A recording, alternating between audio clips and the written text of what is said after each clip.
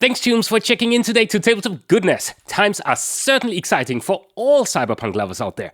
Netrunner is pretty much alive thanks to Null Signal Games. The highly anticipated Neuroscape TCG is finally out, and you'll see a good amount of content about that on my channel soon.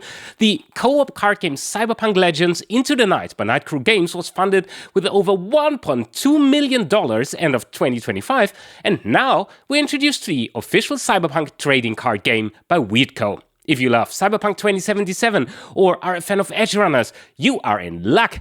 This TCG is officially licensed by CD Projekt Red, creators of Cyberpunk 2077, and this means that we get to see lots of characters and references from that game in card form.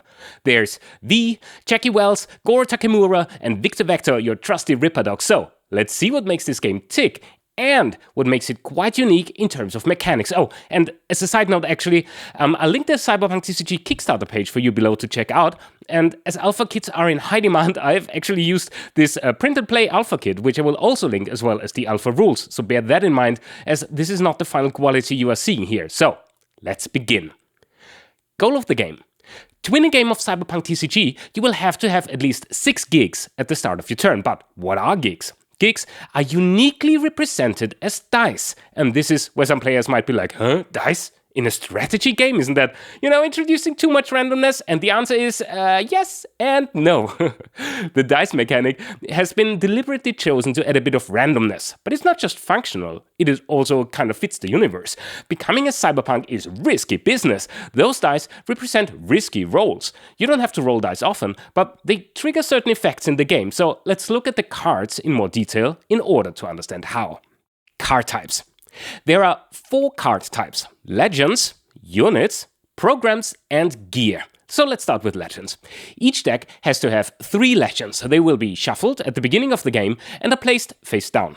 This means that when you get to reveal one of them in the game, you do not know who's gonna show up for you. They have the Eddies cost in the upper left, a sell tag that shows that you can sell this card for exactly 1 Eddie, their power in the lower right, tags, card text, and the amount of RAM this legend provides you with. And RAM is very important for deck building. I'll come back to that in a second. So let's check out a unit.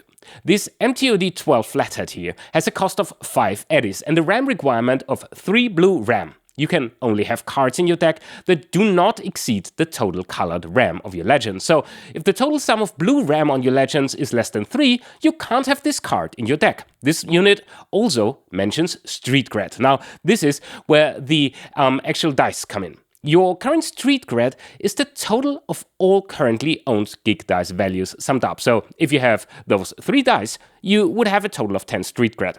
This changes dynamically as opponents steal your gig dice, and that makes things harder to predict. Finally, we got Program and Gear. Programs are like instants or quick actions. They happen immediately once and are then discarded, whereas Gear is equipped to units on your field. So you might ask, how does it play then? Well, first, you start by shuffling your 3 legends and putting them face down into your legends area. Putting your set of dice into the fixer area, and then you shuffle your deck and draw 6 cards, and you can mulligan once. The first phase is the so-called ready phase. You'll draw a card first, and then gain a gig. This means you can choose a gig die from your fixer area, except the D20, this must be taken last, roll it, and put it in your gig area. If you have 6 dice in your gig area before taking a new gig, you win the game. Ready your cards, and on you go. In the play phase, you get to sell 1 card in your hand with a sell tag for exactly 1 Eddie and put that into your Eddies area. Those are your resources. Choose wisely which card you want to give up. Also, once per turn, you can spend 2 Eddies to flip one of your face-down Legends cards. And finally, you can play cards as long as you have the eddies to pay for them, of course. There are some triggers that activate on playing, like the play trigger or the flip trigger, which activates when you flip a card. And after that, it's already time for your attack phase. And this is where you get to choose between 2 very important options: fighting or stealing. Oh, and this happens 1 unit after the other, meaning each unit can do something else. If you choose to fight, be aware that you can only attack spent units, that is, units that are turned sideways. This also means that if you don't want a unit of yours to get attacked, try not to spend it. If your opponent has a ready unit with keyword blocker, they can redirect the damage to this unit. They can also call in a legend for support. Otherwise, damage plays out with a unit with higher power defeating a lower power unit, but beware, should both units have the same power, they are both defeated. And should you try to steal, though, your opponent also gets to make use of a unit with blocker or the support of a legend, but if they don't, you can take one of the gig dice. And even better, for every 10 power your stealing unit has, they steal an additional gig die. This can add up very, very quickly, and after that, the turn passes to the next player. So you see, there's a lot of running and stealing, fighting and blocking going on. I actually really like the dice mechanic, as it just adds about the right amount of randomness for me, and stealing dice with a value that lets you play a unit that needs some specific street cred can also be quite tactical. I'm very curious, though, about more cards, as the Alpha Kit pool is quite limited, and it does not follow the deck-building rules, which I do find interesting, but I guess they just wanted to show off as many different mechanics as possible.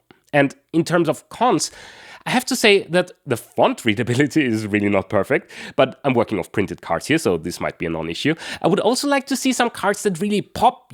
Again, this could be with surface treatments, etc., and I can't really judge it from what I have here. Last but not least, I'm very curious about how in-depth gameplay can get. Right now, the rules seem, comparatively simple to other games, so I'm looking forward to everything that is still in store for us. That said, what's your favorite Cyberpunk-inspired TCG right now, and will you back Cyberpunk TCG? Let me know in the comments down below, and until then, see you again next time on Tabletop Goodness.